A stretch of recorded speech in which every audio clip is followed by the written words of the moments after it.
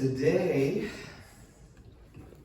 or this week rather, the readings were as follows from the book of Numbers, the 4th chapter, verses 21 through the 7th chapter, verse 89. I wonder if I typed that weird. 89, that seems funny.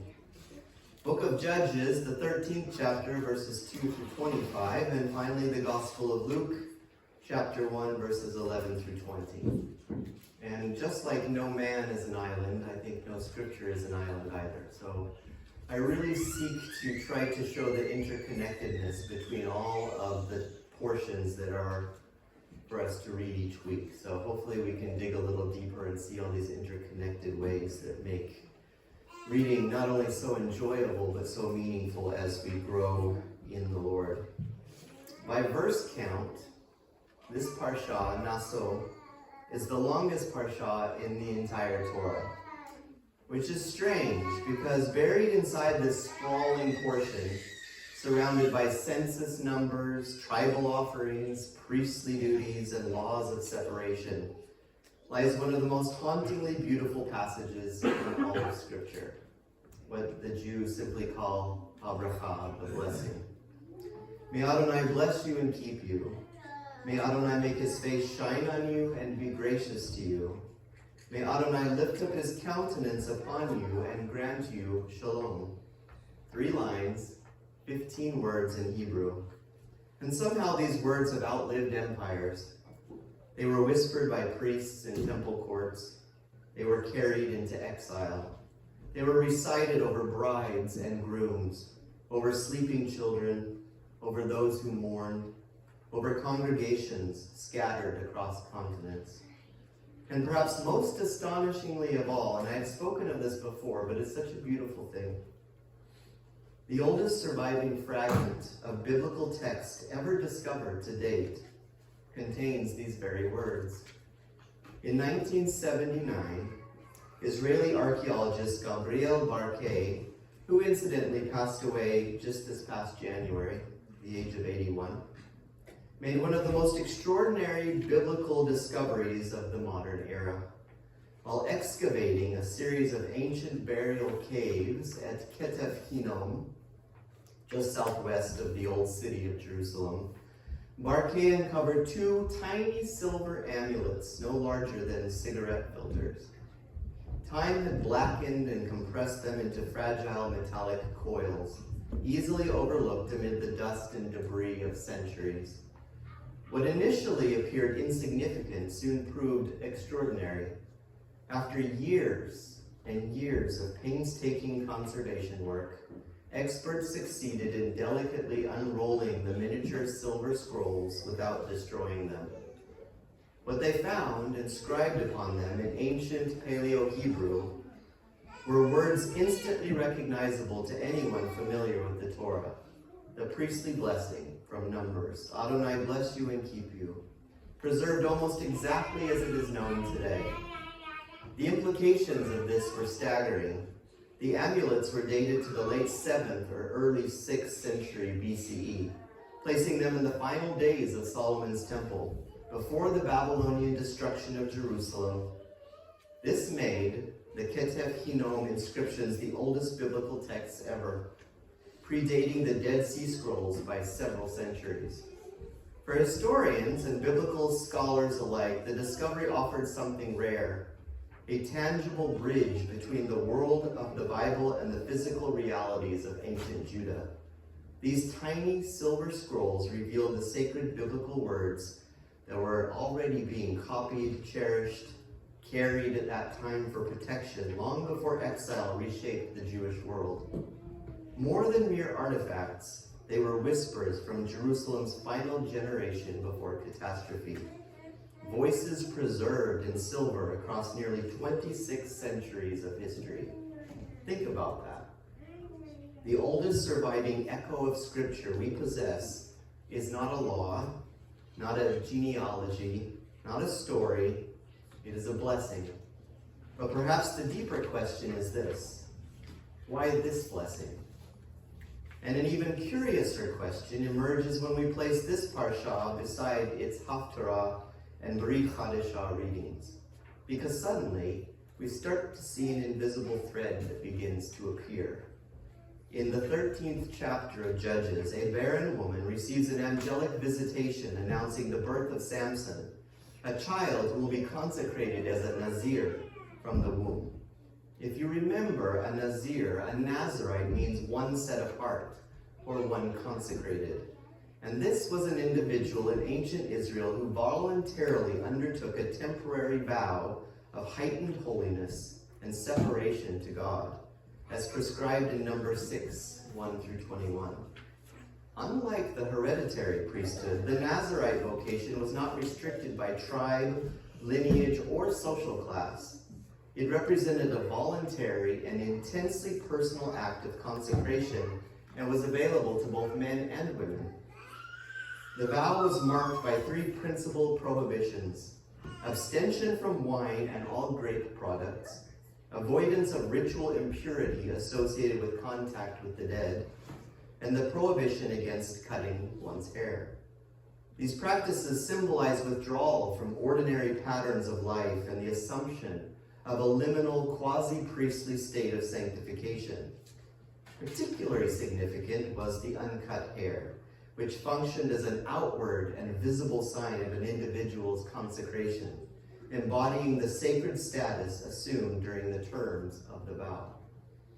The Nazirite institution occupies a distinctive place within the religious landscape of ancient Israel, standing at the intersection of ascetic devotion, ritual purity, and charismatic piety.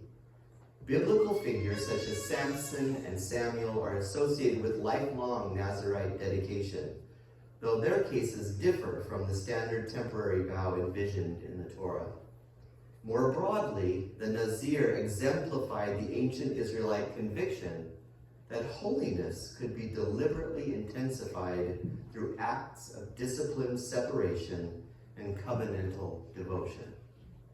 And then in the Gospel of Luke, another priest, Zechariah, encounters an angel in the temple announcing the birth of John, who likewise will abstain from wine and be consecrated before birth. And suddenly, this parsha looks a bit different, because Naso itself contains the laws of the Nazir immediately before the priestly blessing. And as we often say, there is no coincidence when it comes to the things of God. The fact that it's placed thusly so is not accidental. The Torah places the Nazir beside the Kohen, beside the priest. The Haftarah gives us the Nazir born by miracle, and Luke gives us another child marked by abstinence, holiness, and divine purpose before birth. Three texts, three consecrated lives, three announcements from heaven. And all of them orbit around one astonishing idea. What does it mean for a human life to become a vessel for the name of the Holy One? For that is precisely what the priestly blessing declares. So shall they place my name upon the children of Israel, and I myself will bless them. But there is another layer hidden in the Hebrew itself, one almost entirely lost to the English translation. The blessing is saturated with the language of panim, face. May the Lord make his face shine on you. May the Lord lift up his countenance, or in Hebrew, his face, toward you. Why this repetition? In Hebrew, panim means far more than a physical face. It means presence, attention, relational nearness. To turn one's face toward another is to offer them the gift of presence itself. And suddenly the blessing reveals its deeper structure. This is not merely a prayer for protection, not merely prosperity, not even merely peace. It is a prayer against abandonment. One of the great trepidations, fears running through Torah is the hiding of the divine face, what we call hester panim in Hebrew. When the face is hidden, chaos enters the world. Exile begins, humanity experiences disconnection. But here, in the priestly blessing, the curse is reversed. The divine face turns back toward humanity. First, his face shines. Illumination, warmth, revelation. Then even more intimately, he lifts his face toward you. an ancient idiom of favor, attentiveness, and relational acceptance. And the climax of the blessing is astonishing. The greatest blessing is not merely that God gives something, it's that God sees you. And perhaps that is the deepest meaning of peace. Not the absence of conflict, but the end of estrangement. Shalom comes when the face once hidden is finally turned toward us once again. And now the placement of the Nazir beside this blessing becomes even more fascinating, because the Nazir is an ordinary Israelite who temporarily ascends into priest-like holiness. The Nazir becomes, in a sense, a living sanctuary, and that raises an intriguing possibility, maybe a difficult one. What if holiness was never meant to remain confined to the priesthood? What if the priestly blessing itself was always intended to radiate outward until ordinary human beings themselves became bearers of the divine name? Now look again at Samson. His story begins not with strength, but with separation. Before he can choose, before he can speak, before he can fail, he is already claimed. The angel does not merely predict his future, the angel defines his identity. And then Luke quietly echoes the pattern. A priest enters sacred space, an angel appears, a miraculous child is announced. The child will abstain from wine, the child will prepare Israel. The literary parallels are impossible to miss. Luke is intentionally invoking the Samson narrative. But why? Because both stories point back to this parsha. Both children embody the tension at the heart of our Torah reading. Can a human being truly carry the holiness of God without destroying himself in the process? Samson cannot sustain it. His consecration collapses beneath appetite, vengeance, and impulse. Yet John succeeds precisely because his life points away from himself. One treats holiness as power, the other treats holiness as service. And perhaps that is why the priestly blessing appears where it does, because blessing is dangerous when separated from love. That may explain one of the strangest features of the priestly blessing, the blessing recited by the priests before they bless the people. Blessed are you, Lord our God, King of the universe, who sanctified us with the holiness of Aaron and commanded us to bless his people Israel with love.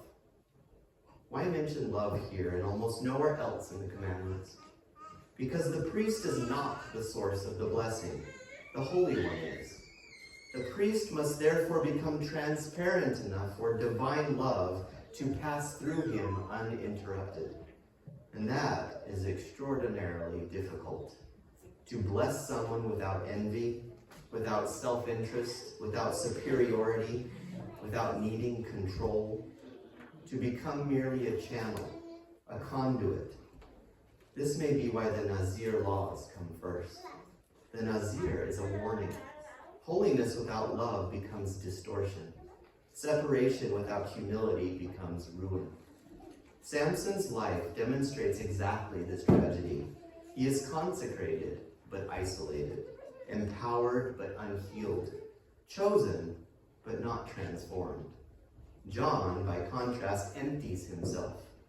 He must increase, but I must decrease. That is the language of true priesthood. There is an ancient Jewish teaching about a priest who does not love the people, and if he does not love the people, he may not bless them. Why? Because blessing cannot flow through a closed heart. We see this dynamic elsewhere in Scripture. When Isaac prepares to bless Esau, he first asks him to prepare the food that I love. The blessing emerges in the context of relationship, affection, and connection. Likewise, when Jacob labors 7 years for Rachel, the text says the years seemed but a few days because of his love for her. Genuine love bends one's perception of burden because the self is no longer at the center. And this same ethic appears in the teachings of the Master. In John 13, he tells his disciples, "A new commandment I give unto you, that ye love one another, as I have loved you. Then later, in Matthew 25, he describes the final judgment not in terms of mystical attainment, but acts of mercy. I was hungry, and you gave me food. I was a stranger, and you welcomed me. And then the astonishing conclusion. And you did it as you did it to the least of these, you did it unto me. This is the priestly theology in its deepest form. To care for another human being is to honor the divine image within them. The priestly blessing, then, is not magic. It is formation. The Kohanim were meant to model a society in which each person sought the welfare of the other. A society where holiness expresses itself through compassion, where power becomes service, where separateness produces responsibility instead of superiority. Perhaps this is why the key text of holiness in the book of Leviticus, the 19th chapter, commands, "Be ye therefore holy, for I, the Lord your God, am holy." And within that same chapter appear the great commandments: love your neighbor as yourself, love the stranger. Holiness and love are not separate ideas. They are the same idea viewed from different angles. To be holy is to reflect the character of God in the world. And what is the defining characteristic of God in the priestly blessing? His face turns toward his creation. Presence, attention, mercy, peace. Perhaps that is why Aaron first blesses the people with uplifted hands at the dedication of the tabernacle. And immediately afterward, fire descends from heaven. Why? Because blessing creates space for divine presence. The priests do not bring the Almighty down through magic. They bring him near through self-emptying love. And perhaps that is the final connection between Naso, Samson, and John. All three ask the same question. What happens when a human life is claimed by God? Sometimes the answer is tragedy, sometimes redemption, but always the calling is the same: to become a vessel through which the divine presence enters the world. Not through domination, not through spectacle, not through power, but through love. For the ultimate blessing is not merely that God gives us something. It is that he turns his face toward us. He sees us. And once we truly know we are seen by God, we become capable of finally seeing one another. And that is the beginning of holiness. That is the secret of peace. And that is the priestly blessing.